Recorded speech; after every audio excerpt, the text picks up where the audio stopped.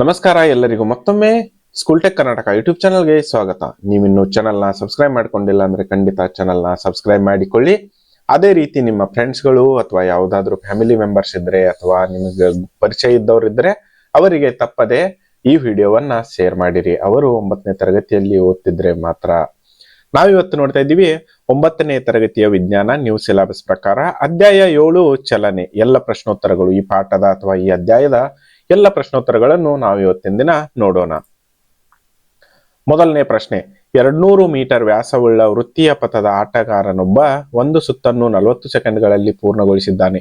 2 ನಿಮಿಷ 20 ಸೆಕೆಂಡ್ ಅವಧಿಯಲ್ಲಿ ಚಲಿಸಿದ ದೂರ ಮತ್ತು ಸ್ಥಾನ ಪಲ್ಲಟವೆಷ್ಟು ಅಂತ ಕೇಳಿದ್ದಾರೆ. ಇಲ್ಲಿದೆ ಡಯಾಮೀಟರ್, ಇದು ಯಾವುದು ವ್ಯಾಸ ಅಂದ್ರೆ ಇದು 200 ಮೀಟರು. ಇವನು ಒಂದ್ ರೌಂಡ್ ಹಾಕಕ್ಕೆ ಎಷ್ಟು ತಗೊಳ್ತಾನೆ? 40 ಸೆಕೆಂಡ್ ತಗೊಳ್ತಾನೆ. ಆದರೆ ಅವನು 2 ನಿಮಿಷ 20 ಸೆಕೆಂಡ್ಗಳಲ್ಲಿ ಎಷ್ಟು ತಗೊಳ್ತಾನೆ? ನಾವೇನ್ ಮಾಡ್ಬೇಕು? ಉತ್ತರ, ವೃತ್ತೀಯ ಪಥದ ವ್ಯಾಸ ಡಿ ಎಷ್ಟಿದೆ? 200 ಮೀಟರ್. ವೃತ್ತದ ತ್ರಿಜ್ಯ ಆರ್ ಅಂದ್ರೆ ಡಿವೈಡೆಡ್ ಬೈ 2 ಮಾಡಬೇಕು, ಅಂದ್ರೆ 100 ಮೀಟರ್ ಬರುತ್ತೆ. ಆಯ್ತಾ? ಇಲ್ಲಿ ಅವರು 40 ಸೆಕೆಂಡ್ ಕೊಟ್ಟಿದ್ದಾರೆ, ನಾವು 2 ನಿಮಿಷ 20 ಸೆಕೆಂಡ್, ಇದನ್ನ ನಾವು ನಿಮಿಷದಲ್ಲಿ ಕನ್ವರ್ಟ್ ಮಾಡಬೇಕು. ವೃತ್ತೀಯ ಪರಿಧಿ ಅಂದ್ರೆ 2πr, ಇದು ಒಂದು ಫಾರ್ಮುಲಾ. ಅರ್ಥ? 2πr ಅಂದ್ರೆ ಆರ್ ಎಷ್ಟಿದೆ ಇವಾಗ? 100 ಮೀಟರ್, 200 ಪೈ ಅಂತ ಬರ್ಕೊಳ್ಬಹುದು. ಓಟಗಾರನು 40 ಸೆಕೆಂಡ್ಗಳಲ್ಲಿ ಕ್ರಮಿಸಿದ ದೂರ ಎಷ್ಟು? 200 ಗುಣಿಲೆ ಪೈ ಮೀಟರ್. ಆಟಗಾರನು 1 ಸೆಕೆಂಡ್ ನಲ್ಲಿ ಕ್ರಮಿಸಿದ ದೂರ, ಇದಕ್ಕೆ ಡಿವೈಡೆಡ್ ಬೈ 40 ನಿಮಿಷ ಮಾಡಬೇಕು. ಸೊ ಮೀಟರ್ ಅಷ್ಟೇ ಉಳಿಯುತ್ತದೆ. ಅದಾದ್ಮೇಲೆ ಓಟಗಾರನು 2 ನಿಮಿಷ 20 ಸೆಕೆಂಡ್ ಕಾಲ ಓಡಿರುತ್ತಾನೆ, ಅಂದ್ರೆ 140 ಸೆಕೆಂಡ್. ಇದನ್ನ ಮೊದಲು ನಾವು ಸೆಕೆಂಡ್ಗಳಲ್ಲಿ ಕನ್ವರ್ಟ್ ಮಾಡ್ಕೊಳ್ಬೇಕು. 140 ಸೆಕೆಂಡ್ ಆಯ್ತು. 60 60 20 ಅಂದ್ರೆ 1 ನಿಮಿಷದಲ್ಲಿ 60 ಸೆಕೆಂಡ್, ಇನ್ನೊಂದು ನಿಮಿಷದಲ್ಲಿ 60 ಸೆಕೆಂಡ್, ಇವು 20, 140 ಸೆಕೆಂಡ್ ಆಯ್ತು. ಆದ್ದರಿಂದ 140 ಸೆಕೆಂಡುಗಳಲ್ಲಿ ಆಟಗಾರನು ಚಲಿಸಿದ ದೂರ 200 ಡಿವೈಡೆಡ್ ಬೈ 40, ಇದು 200 ಪೈ ಡಿವೈಡೆಡ್ ಬೈ 40 ಗುಣಿಲೆ 22 ಡಿವೈಡೆಡ್ ಬೈ 7 ಗುಣಿಲೆ 140, ಇದು ಪೈ ಇದ್ದ 22 ಬೈ 7. ಅದಾದ್ಮೇಲೆ 2200 ಮೀಟರ್ ಅವನು ಓಡ್ತಾನೆ. ಅದೇ ಉತ್ತರ ನೋಡೋಣ. ಆ ಓಟಗಾರನು ವೃತ್ತೀಯ ಪಥದಲ್ಲಿ 140 ಸೆಕೆಂಡ್ಗಳಲ್ಲಿ ಓಟಗಾರನು 3.5 ಸುತ್ತು ಕ್ರಮಿಸುತ್ತಾನೆ. 3 ಸುತ್ತು ಪೂರ್ಣಗೊಳಿಸಲು 40 ಗುಣಿಲೆ 3 120 ಸೆಕೆಂಡ್ ಕಾಲ ತೆಗೆದುಕೊಳ್ಳುತ್ತಾನೆ. ಆಗ ಅವನ ಸ್ಥಾನ ಪಲ್ಲಟ 0 ಆಗಿರುತ್ತದೆ. ಉಳಿದ 20 ಸೆಕೆಂಡ್ಗಳ ವೃತ್ತದ ಪರಿಧಿಯಲ್ಲಿ ಅರ್ಧ ಪರಿಧಿ ಕ್ರಮಿಸುತ್ತಾನೆ, ಅಂದರೆ ಅವನ ಸ್ಥಾನ ಪಲ್ಲಟ ವೃತ್ತದ ವ್ಯಾಸವಾಗಿರುತ್ತದೆ.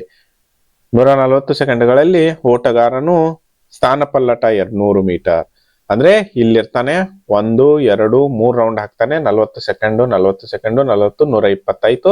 ಇನ್ 20 ಸೆಕೆಂಡ್ ನಲ್ಲಿ ಏನ್ ಮಾಡ್ತಾನೆ? ಅವನು ಅರ್ಧದಷ್ಟು ಕ್ರಮಿಸುತ್ತಾನೆ. ಸೊ ಅವನು ಇಲ್ಲಿಂದ ಇಲ್ಲಿಗೆ 200 ಮೀಟರ್ ದೂರದಲ್ಲಿ ಸ್ಥಾನ ಪಲ್ಲಟ ಆಗಿದ್ದಾನೆ, ಅಂದ್ರೆ ಉತ್ತರ 200 ಮೀಟರ್. ಅದಾದ್ಮೇಲೆ ಇನ್ನು ಎರಡನೇ ಪ್ರಶ್ನೆ, ಜೋಸೆಫ್ 300 ಮೀಟರ್ ನೇರ ರಸ್ತೆ ಒಂದು ತುದಿಯ ಎ ಇಂದ ಇನ್ನೊಂದು ತುದಿಗೆ ಬಿ ಹೋಗಲು 2 ನಿಮಿಷ 30 ಸೆಕೆಂಡುಗಳಲ್ಲಿ ನಿಧಾನಗತಿಯಲ್ಲಿ ಓಡುತ್ತಾನೆ, ಜಾಗ್ ಮಾಡ್ತಾನೆ. ನಂತರ ದಿಕ್ಕು ಬದಲಿಸಿ ಪುನಃ 100 ಮೀಟರ್ ದೂರದ ಸಿಗೆ 1 ನಿಮಿಷದಲ್ಲಿ ಓಡುತ್ತಾನೆ.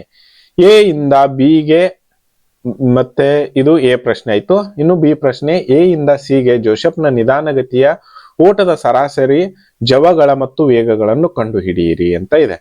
ಉತ್ತರ, ಎ ಇಂದ ಬಿಗೆ ಜೋಸೆಫ್ ನಿಧಾನಗತಿಯ ಓಟದ ಸರಾಸರಿ ಜವ ಮತ್ತು ವೇಗ ಹೇಳಿದ್ದಾರೆ.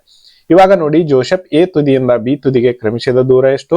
ಇದು ಎ ಇಂದ ಬಿ 300 ಮೀಟರ್. 300 ಮೀಟರ್ ಕ್ರಮಿಸಲು ತೆಗೆದುಕೊಂಡ ಕಾಲ ಎಷ್ಟು? 2 ನಿಮಿಷ 30 ಸೆಕೆಂಡ್, ಅಂದ್ರೆ 150 ಸೆಕೆಂಡ್. ಉತ್ತರ ನೋಡೋಣ. ಎ ಪ್ರಶ್ನೆ, ಎ ಇಂದ ಬಿಗೆ ಸರಾಸರಿ ಜವ ಇಜಿಕ್ವಲ್ ಟು ಯಾವುದು? ಚಲಿಸಿದ ಒಟ್ಟು ದೂರ ಡಿವೈಡೆಡ್ ಬೈ ತೆಗೆದುಕೊಂಡ ಒಟ್ಟು ಕಾಲ, ತಿಳಿತಲ್ವಾ? P is equal to S by T, 300 divided by 150, 2 metre per second. ಇನ್ನು ಸ್ಥಾನ ಪಲ್ಲಟ, ಎ ತುದಿಯಿಂದ ಬಿ ತುದಿಗೆ ಇರುವ ಕನಿಷ್ಠ ದೂರ 300 ಮೀಟರ್. ಸರಾಸರಿ ವೇಗ ಸ್ಥಾನ ಪಲ್ಲಟ ಡಿವೈಡೆಡ್ ಬೈ ತೆಗೆದುಕೊಂಡ ಒಟ್ಟು ಕಾಲ 300 divided by 150, 2 metre per second ಆಗುತ್ತೆ. ಅದೇ ರೀತಿ ಇನ್ನು ಬಿ, ಎ ಇಂದ ಸಿಗೆ ಜೋಸೆಫ್ ನಿಧಾನಗತಿಯ ಓಟದ ಸರಾಸರಿ ಮತ್ತು ಜವ ಮತ್ತು ವೇಗ. ಅದೇ ರೀತಿಯಲ್ಲಿ ಇದನ್ನು ಕೂಡ ಇಲ್ಲಿ ಬಿ ಇಂದ 100 ಮೀಟರ್ ಇದೆ, ಟಿ ಇಜಿಕ್ವಲ್ ಟು 1 ನಿಮಿಷ. ಇಲ್ಲಿ ಎಷ್ಟು ಬರುತ್ತೆ ಉತ್ತರ? 1.904 ಮೀಟರ್ ಪರ್ ಸೆಕೆಂಡ್. ಅದೇ ರೀತಿ ಸ್ಥಾನ ಪಲ್ಲಟ 0.952 ಮೀಟರ್ ಪರ್ ಸೆಕೆಂಡ್. ಅದೇ ರೀತಿ ಇನ್ನು ಮೂರನೇ ಕ್ವಶನ್, ಇದು ಕೂಡ ನಾನು ಬಿಡಿಸಿದ್ದೇನೆ. ಅಬ್ದುಲ್ಲಾ ವಾಹನದಲ್ಲಿ ಶಾಲೆಗೆ ಹೋಗುವಾಗ ತನ್ನ ಪ್ರಯಾಣದ ಸರಾಸರಿ ಜವವನ್ನು 20 ಕಿಲೋಮೀಟರ್ ಅವರ್ ಎಂದು ಲೆಕ್ಕಾಚಾರ ಹಾಕಿದ್ದಾನೆ. ಅದೇ ಮಾರ್ಗವಾಗಿ ಆತ ಹಿಂತಿರುಗಿ ಪ್ರಯಾಣಿಸಿದಾಗ ಟ್ರಾಫಿಕ್ ವಾಹನ ಸಂದಣಿ ಕಡಿಮೆ ಇದ್ದ ಕಾರಣ ಸರಾಸರಿ ಜವ 330 ಕಿಲೋಮೀಟರ್ ಪರ್ ಅವರ್. ಹಾಗಾದರೆ ಅಬ್ದುಲ್ನ ಪ್ರಮಾಣದ ಸರಾಸರಿ ಜವವೆಷ್ಟು? ಇದನ್ನ ನಾನು ಬಿಡಿಸಿದ್ದೇನೆ. ಸ್ಥಾನಪಲ್ಲ ಡಿವೈಡೆಡ್ ಬೈ ತೆಗೆದುಕೊಂಡು ಒಟ್ಟು ಕಾಲ t = d ಡಿವೈಡೆಡ್ ಬೈ 20.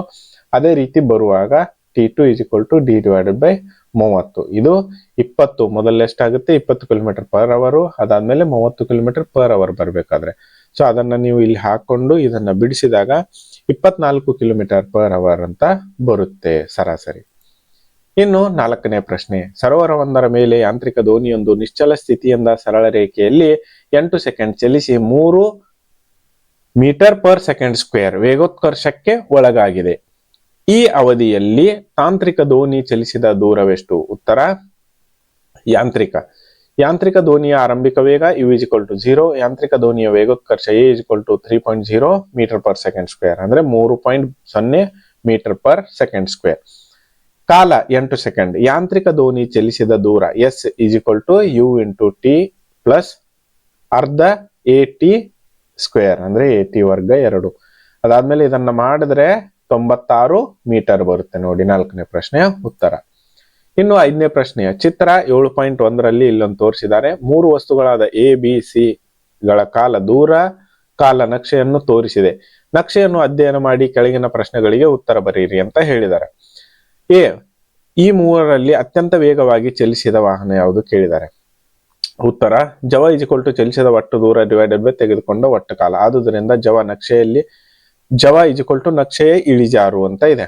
ಆದ್ದರಿಂದ ಬಿ ಬರುತ್ತೆ ನೋಡಿ. ಯಾಕಂದ್ರೆ ಕಮ್ಮಿ ಸಮಯದಲ್ಲಿ ಜಾಸ್ತಿನೇ ಅದು ಓಡಿದೆ ವಾಹನ. ಇಳಿಜಾರು ಬಿ. ವಸ್ತುವಿನ ನಕ್ಷೆಯ ಇಳಿಜಾರು a ಮತ್ತು c ಗಿಂತ ಹೆಚ್ಚಾಗಿದ್ದು ವಸ್ತುವು ವೇಗವಾಗಿ ಚಲಿಸಿದೆ.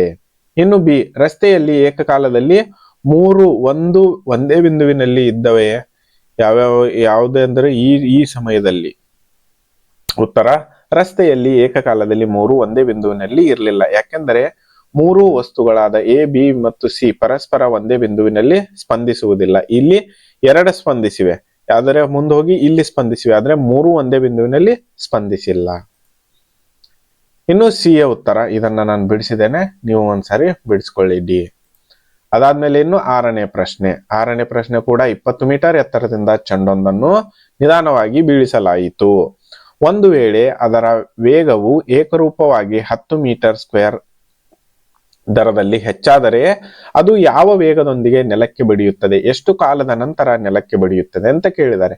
ನೀಡಲಾದ ಮಾಹಿತಿಗಳು ಯಾವುದು? ಆರಂಭಿಕ ವೇಗ 0 ಮೀಟರ್ ಪರ್, ವೇಗೋತ್ಕರ್ಷ ಎಷ್ಟಿದೆ 10 ಇದೆ, ಎತ್ತರ ಎಷ್ಟಿದೆ 20 ಮೀಟರ್ ಇದೆ, ಸಮಯ ಟಿ ಕಂಡು ಹಿಡಿಯುವುದು. s = ut plus half at square ಅಂತ ಬರೀಬಹುದು. 20 = 0 ಇದೆ, ಯಾವುದು ಇನಿಷಿಯಲ್ ಅಂದ್ರೆ ಆರಂಭಿಕ ವೇಗ. 0 ತುಂಬಿದ್ರೆ ಇದು 0 × t 0 ಆಗುತ್ತೆ. ಸೊ ಇದನ್ನ ಮಾಡ್ಕೊಂಡ್ರೆ 20 = ಇದು 2 1 2 5 5 t ಸ್ಕ್ವೇರ್. ಆಮೇಲೆ ಇದು 5 ಈ ಕಡೆ ಹೋದ್ರೆ 4 ಆಗುತ್ತೆ. t square = 4. t = √4 ಅಂದ್ರೆ 2 ಸೆಕೆಂಡ್ ತಗೊಳುತ್ತೆ ಸಮಯ ಅದು. ಅದಾದ್ಮೇಲೆ ಇನ್ನು ಅಂತಿಮ ವೇಗ v ಅನ್ನು ಕಂಡು ಹಿಡಿಯುವುದು. v = u plus at. v = 0 ಯಾಕಂದ್ರೆ ಆರಂಭಿಕ ವೇಗ 0 ಇದೆ. ಅದಾದ್ಮೇಲೆ ಪ್ಲಸ್ a ಎಷ್ಟಿದೆ ವೇಗೋತ್ಕರ್ಷ 10 ಗುಣಿಲೆ ಟೈಮ್ ಎಷ್ಟಿದೆ ಇಲ್ಲಿ ಬಂತು ನೋಡಿ 2 ಸೆಕೆಂಡ್, ಅಲ್ಲಿ 2 ಗುಣಿಲೆ ಮಾಡಿದ್ರೆ 20 ಮೀಟರ್ ಸೆಕೆಂಡ್ ನಲ್ಲಿ ಅದು ನೆಲಕ್ಕೆ ಅಪ್ಪಳಿಸುತ್ತದೆ ಅಂದ್ರೆ ಬಡಿಯುತ್ತದೆ. ಅದಾದ್ಮೇಲೆ ಎಷ್ಟನೇ ಕಾಲ ನಂತರ ಅಂದ್ರೆ 2 ಸೆಕೆಂಡ್ಗಳ ನಂತರ ಅದು ಬಡಿಯುತ್ತದೆ. ಉತ್ತರ ಚೆಂಡು 20 ಮೀಟರ್ ಪರ್ ಸೆಕೆಂಡ್ ವೇಗದೊಂದಿಗೆ ನೆಲಕ್ಕೆ ಬಡಿಯುತ್ತದೆ. ಚೆಂಡು 2 ಸೆಕೆಂಡ್ಗಳ ಕಾಲದ ನಂತರ ನೆಲಕ್ಕೆ ಬಡಿಯುತ್ತದೆ. ಇದು 6ನೇ ಪ್ರಶ್ನೆಯ ಉತ್ತರ. ಇನ್ನು 7ನೇ ಪ್ರಶ್ನೆ. ಚಿತ್ರ 7.1ರಲ್ಲಿ ಒಂದು ವಾಹನ ಜವಕಾಲದ ನಕ್ಷೆಯನ್ನು ತೋರಿಸಿದ್ದಾರೆ. ಅವುಗಳಿಗೆ a ಮತ್ತು b ಅನ್ನು ಕಂಡುಹಿಡಿಯಬೇಕು. ಮೊದಲ 4 ಸೆಕೆಂಡ್ಗಳಲ್ಲಿ ಕಾರು ಚಲಿಸಿದ ದೂರವನ್ನು ಕಂಡುಹಿಡಿಯಿರಿ. ಅದಾದ್ಮೇಲೆ ಇನ್ನು ಬಿ ಏನಿದೆ ಮಬ್ಬಾದ ನಕ್ಷೆಯಲ್ಲಿ ಈ ಅವಧಿಯನ್ನು ಕಾರು ಚಲಿಸಿದ ದೂರವನ್ನು ಪ್ರತಿನಿಧಿಸುವ ಪ್ರದೇಶವನ್ನು ಮಬ್ಬಾಗಿಸಿ ಅಂದ್ರೆ ಕಲರ್ ತುಂಬಿ ಅಂತ ಹೇಳಿದ್ದಾರೆ. ಇನ್ನು ನಕ್ಷೆ ಯಾವ ಭಾಗದ ಕಾರಿನ ಏಕರೂಪ ಚಲನೆಯನ್ನು ಪ್ರತಿನಿಧಿಸುತ್ತದೆ ಅಂತ ಕೇಳಿದ್ದಾರೆ. ನೋಡೋಣ. ಎ ಉತ್ತರ ಇಲ್ಲಿದೆ ನೋಡಿ, ಇಲ್ಲಿ ಮಬ್ಬಾಗಿಸಿ ಅಂದ್ರೆ ಇಷ್ಟು ಕಲರ್ ತುಂಬಬೇಕು. ವೇಗ ಕಾಲಚಿತ್ರ ದೂರ = ವೇಗ ಇಂಟು ಕಾಲು. ಆದರೆ ಗ್ರಾಫ್ನ ಕೆಳಗಿನ ಭಾಗದ ಕ್ಷೇತ್ರಫಲ 0 ರಿಂದ 4 ಸೆಕೆಂಡುಗಳ ಅವಧಿಯಲ್ಲಿ ಗ್ರಾಫ್ ನಿಧಾನವಾಗಿ ಏರಿಕೆಯಾಗಿದೆ. ಇಲ್ಲಿಂದ ಇಲ್ಲಿವರೆಗೂ ಏರಿಕೆಯಾಗಿದೆ. ಅದರ ಮುಂದೆ ಅದು ಸ್ಟಡಿ ಆಗಿದೆ. ಸೊ ನಾವೇನ್ ಮಾಡೋಣ, ಚಲಿಸಿದ ಕಾಲ 4 ಸೆಕೆಂಡ್ ಇಲ್ಲಿವರೆಗೂ ತಗೊಳ್ಳೋಣ. ಆಯ್ತಾ? ಚಲಿಸಿದ ದೂರ ಈಕ್ವಲ್ ಟು ಸರಾಸರಿ ವೇಗ ಗುಣಿಲೆ ಕಾಲ ಎಷ್ಟಿದೆ, 3 ಮೀಟರ್ ಪರ್ ಸೆಕೆಂಡ್ ಇದೆ, ಗುಣಿಲೆ 4 ಸೆಕೆಂಡ್ ಎಷ್ಟು, 12 ಮೀಟರ್ ದೂರ ಹೋಗುತ್ತದೆ. ಆದ್ದರಿಂದ 6 ಸೆಕೆಂಡ್ಗಳಲ್ಲಿ ಚಲಿಸಿದ ದೂರ 12 ಮೀಟರ್. ಇನ್ನು ಬಿ, ನಕ್ಷೆ ಯಾವ ಭಾಗದ ಕಾರಿನ ಏಕರೂಪ ಚಲನೆಯನ್ನು ಪ್ರತಿನಿಧಿಸುತ್ತದೆ? ಉತ್ತರ, ನಕ್ಷೆಯಲ್ಲಿ 6 ಸೆಕೆಂಡ್ಗಳ ನಂತರ, ಅಂದ್ರೆ ಇಲ್ಲಿಂದ ನೋಡಿ 6 ಸೆಕೆಂಡ್ ಇಲ್ಲಿಂದ ಒಂದು ಸ್ಟ್ರೇಟ್ ಲೈನ್ ಬಂತ. ಸೊ ಇಲ್ಲಿಗೆ ಅದು ಸ್ಪೀಡ್ ಚೇಂಜ್ ಮಾಡೋದಿಲ್ಲ, ಅಂದ್ರೆ ವೇಗವನ್ನ ಚೇಂಜ್ ಮಾಡುವುದಿಲ್ಲ, ಸ್ಥಿರವಾಗಿರುತ್ತದೆ. 6 ಮೀಟರ್ ಪರ್ ಸೆಕೆಂಡ್ ಸ್ಕ್ವೇರ್. ಇಲ್ಲಿದೆ ನೋಡಿ 6 ಮೀಟರ್ ಪರ್, ಅಂದ್ರೆ ಇಲ್ಲಿಂದ ಅದು ನಿಧಾನಗತಿಯಲ್ಲಿ ಹೋಗುತ್ತದೆ. ತೋರಿದ ರೇಖೆಯಂತೆ ಸರಾಗವಾಗಿ ಸಾಗುತ್ತದೆ. ಆದ್ದರಿಂದ ನಕ್ಷೆಯಲ್ಲಿ ಗುರುತಿಸಿರುವ ಕಪ್ಪು ಗೆರೆ 6 ರಿಂದ 10 ಸೆಕೆಂಡ್ಗಳ ನಡುವೆ ಕಾರು ಏಕರೂಪದ ಚಲನೆಯನ್ನು ಪ್ರತಿನಿಧಿಸುತ್ತದೆ. ಇನ್ನು 8ನೇ ಪ್ರಶ್ನೆ, ಕೆಳಗಿನ ಸಂದರ್ಭಗಳಲ್ಲಿ ಯಾವುದು ಸಾಧ್ಯವೆಂದು ತಿಳಿಸಿ ಮತ್ತು ಪ್ರತಿಯೊಂದಕ್ಕೂ ತಲಾ ಒಂದು ಉದಾಹರಣೆ ಕೊಡಿ ಅಂತ ಇದೆ. ಆಯ್ತಾ?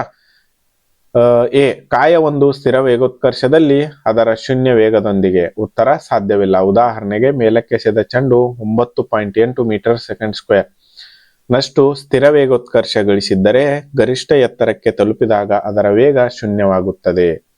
ಬಿ, ಕಾಯೊಂದು ವೇಗೋತ್ಕರ್ಷದಲ್ಲಿ ಆದರೆ ಏಕರೀತಿ ಜವದಲ್ಲಿ. ಉತ್ತರ, ಸಾಧ್ಯವಿಲ್ಲ. ಉದಾಹರಣೆ ಯಾವುದು? ಪೃಥ್ವಿಯ ಗುರುತ್ವಾಕರ್ಷಣ ಶಕ್ತಿಯ ಪರಿಣಾಮದಿಂದ ಬಿದ್ದು ಬರುವ ಕಾಯ, ಅಂದ್ರೆ ಫ್ರೀ ಫಾಲ್ ಅಂಡರ್ ಗ್ರಾವಿಟಿ, ಅದು ಬೀಳುತ್ತೆ ಕೆಳಗಡೆ. ಭೂಮಿಗೆ ಬಿದ್ದುಕೊಂಡಿರುವ ಒಂದು ವಸ್ತು ಗುರುತ್ವಾಕರ್ಷಣದಿಂದ ವೇಗಿಸುತ್ತೆ ಹೋಗುತ್ತದೆ, ಅಂದ್ರೆ ಅದು ಜಾಸ್ತಿ ವೇಗ ಪಡ್ಕೊಂಡು ಹೋಗುತ್ತೆ. ಆದರೆ ಅದರ ಮೇಲೆ ಪರಿಣಾಮ ಬೀರುತ್ತಿರುವ ಜವ gravity 9.8 metre per second square ಸ್ಥಿರವಾಗಿರುತ್ತದೆ. ಇನ್ನು ಸಿ, ಕಾಯ ಒಂದು ದತ್ತ ದಿಕ್ಕಿನಲ್ಲಿ ಲಂಬ ದಿಕ್ಕಿನ ವೇಗೋತ್ಕರ್ಷದೊಂದಿಗೆ. ಉತ್ತರ, ಸಾಧ್ಯವಿಲ್ಲ. ಇನ್ನು 9ನೇ ಪ್ರಶ್ನೆ ಏನಿದೆ, 42,250 ಕಿಲೋಮೀಟರ್ ತ್ರಿಜ್ಯವುಳ್ಳ ವೃತ್ತೀಯ ಕಕ್ಷೆಯಲ್ಲಿ ಕೃತಕ ಉಪಗ್ರಹ ಚಲಿಸುತ್ತದೆ. ಒಂದು ವೇಳೆ ಭೂಮಿಯ ಸುತ್ತಲೂ 24 ಗಂಟೆಗಳನ್ನು ತೆಗೆದುಕೊಂಡರೆ ಅದರ ಜವವನ್ನು ಲೆಕ್ಕಾಚಾರ ಮಾಡಿ. ಉತ್ತರ, ಕೊಟ್ಟಿರುವುದು ಏನು, 42,250 ಕಿಲೋಮೀಟರ್ ತ್ರಿಜ್ಯ ಕೊಟ್ಟಿದ್ದಾರೆ. ಅದರ ಒಂದು ಪೂರ್ಣ ಚಕ್ರ 24 ಗಂಟೆಗಳಲ್ಲಿ ಪೂರ್ಣಗೊಳಿಸುತ್ತದೆ. ವೇಗದ ಸೂತ್ರ, ವೇಗ ಅಂತರ ಡಿವೈಡೆಡ್ ಬೈ ಸಮಯ. ಒಂದು ಪೂರ್ಣ ಚಕ್ರದ ವೃತ್ತದ ಪರಿಧಿ 2πr. 2π 3.142 ಇಂಟು 42,200. ಇದನ್ನ ಮಾಡ್ಕೊಂಡ್ರೆ ಇಷ್ಟು ಬರುತ್ತೆ. ಎಷ್ಟು? 2,65,437.3 ಕಿಲೋಮೀಟರ್. ಇದನ್ನು 24 ಗಂಟೆಗಳಲ್ಲಿ ಪೂರ್ಣಗೊಳಿಸುವುದರಿಂದ ವೇಗ ಇಷ್ಟು ಡಿವೈಡೆಡ್ ಬೈ 24 ಮಾಡಿ. ಇದು ಪ್ರತಿ ಗಂಟೆಗಾಗುತ್ತೆ. ಆದ್ದರಿಂದ ಉಪಗ್ರಹದ ವೇಗವು ಸುಮಾರು 11,059 ಕಿಲೋಮೀಟರ್ ಪ್ರತಿ ಗಂಟೆ ಆಗಿದೆ. ಈತಲ್ವಾ? ಸೊ ಆದ್ದರಿಂದ ಈ ವಿಡಿಯೋ ಇಲ್ಲಿಗೆ ಮುಗಿಸ್ತಾ ಇದ್ದೀನಿ. ನೀವು ಇನ್ನೂ ಚಾನಲ್ನ ಸಬ್ಸ್ಕ್ರೈಬ್ ಮಾಡ್ಕೊಂಡಿಲ್ಲ ಅಂದ್ರೆ ಖಂಡಿತ ಚಾನಲ್ನ ಸಬ್ಸ್ಕ್ರೈಬ್ ಮಾಡಿಕೊಳ್ಳಿ. ಎಲ್ಲ ರೀತಿಯ ವಿಡಿಯೋಗಳನ್ನು ಹಾಕುತ್ತೇವೆ. ಗಣಿತ, ವಿಜ್ಞಾನ, ಕನ್ನಡ, ಇಂಗ್ಲಿಷ್, EVS, ವರಪುಗಳಾದ ಸುವೇಗ, ಸುಮೇರು, ರೇಂಬೋ. ಈ ವಿಡಿಯೋ ವೀಕ್ಷಿಸಿದ್ದಕ್ಕಾಗಿ ಧನ್ಯವಾದಗಳು. ಸ್ಕೂಲ್ ಟೆಕ್ ಕರ್ನಾಟಕ ಯೂಟ್ಯೂಬ್ ಚಾನಲ್ನ ತಪ್ಪದೆ ಸಬ್ಸ್ಕ್ರೈಬ್ ಮಾಡಿಕೊಳ್ಳಿ. ನಾವು ಮತ್ತೆ ಮುಂದಿನ ವಿಡಿಯೋದಲ್ಲಿ ಭೇಟಿಯಾಗೋಣ.